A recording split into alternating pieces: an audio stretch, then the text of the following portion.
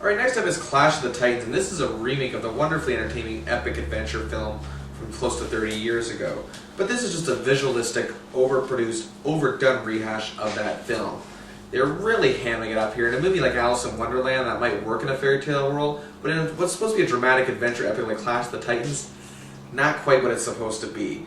Now this is of course the story between the War of the Immortals and the conflicts of, say, Zeus, played very well by Liam Neeson, and Hades, played by Ralph Fiennes, another good actor.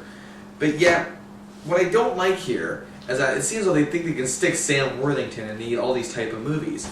Now, again, I'm not saying he's necessarily bad as Perseus, but he just doesn't seem to have that, I guess you could say, that energy needed to play that type of role. Now, in my opinion, the original Clash of Titans film, you could say it was somewhat over the top, but yet the actors were playing it the way it should be played, at the level it should go. They're slightly going over in this film.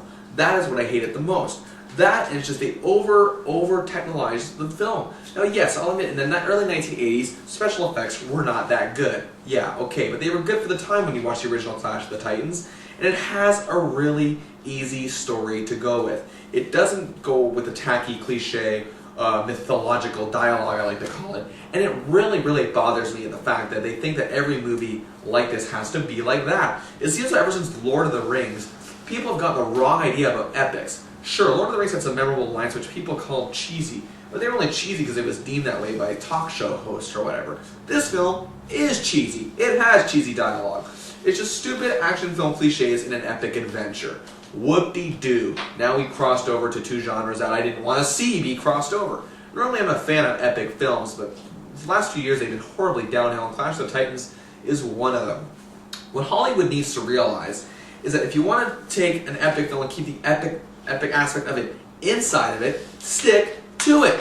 Let the dialogue roll off the characters. Don't be forcing it down their throats. It seems as though Liam Neeson seems lost in some of his scenes here in this film, so does Sam Worthington.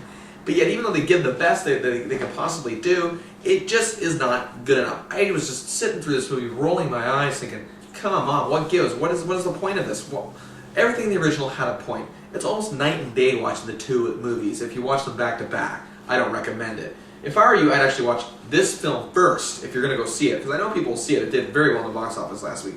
See this one first, right? Then watch the 1981 film. Keep in mind all the things I just said to you. It also has some great actors, including Sir Laurence Olivier.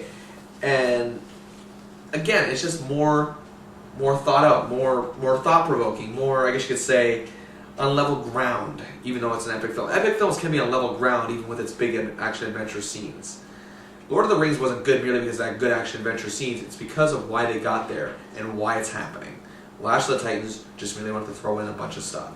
It gets 2 stars out of 5.